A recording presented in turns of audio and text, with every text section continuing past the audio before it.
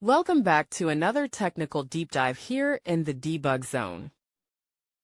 Today we're tackling a big question and breaking it down with insights from other users. Hopefully this clears up some misconceptions and helps you get the answer you need. So buckle up, stay a little curious, and let's jump right in.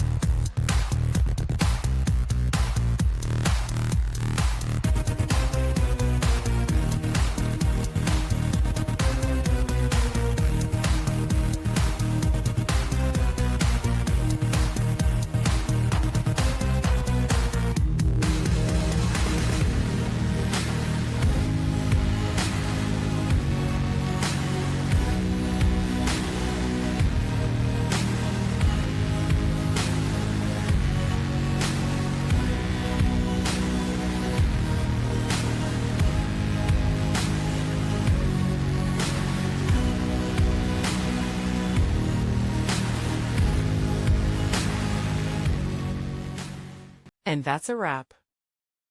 I hope you found the answer you were looking for.